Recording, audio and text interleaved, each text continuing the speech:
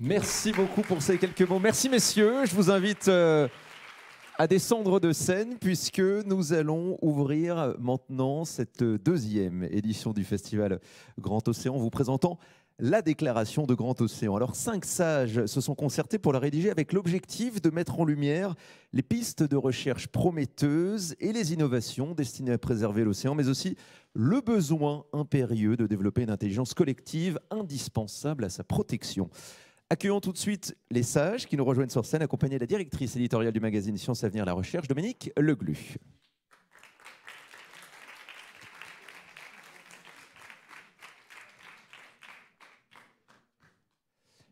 Et suite à cette déclaration, il y aura une table ronde intitulée « Les innovations pour protéger l'océan » avec nos sages et Dominique qui s'occupera de la modération de cette table ronde. Je vous laisse tranquillement vous installer.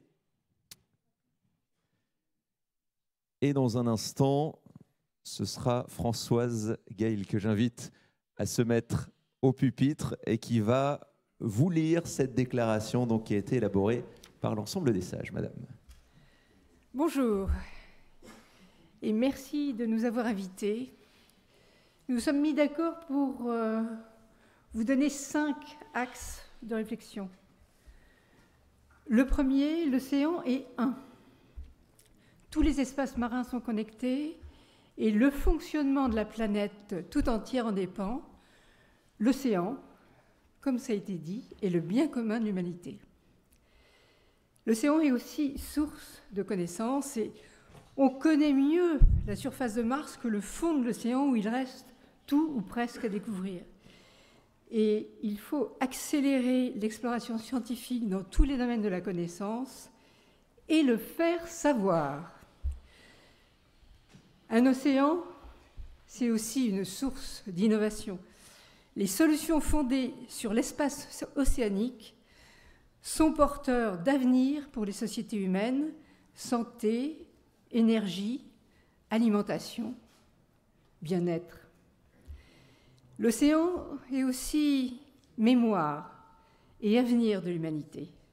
C'est le plus grand musée du monde. Il recèle toutes les traces de civilisation. Il faut le respecter et le protéger. Tout ce qu'on y jette nous revient. Il ne doit pas être le réceptacle de nos déchets. Il doit rester vivant. Et l'océan, c'est aussi le vouloir durable. L'océan est un miroir sur lequel on peut encore dessiner un futur souhaitable et durable.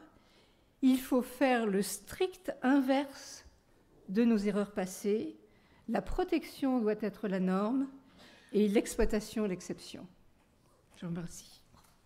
Merci beaucoup pour cette lecture de la déclaration de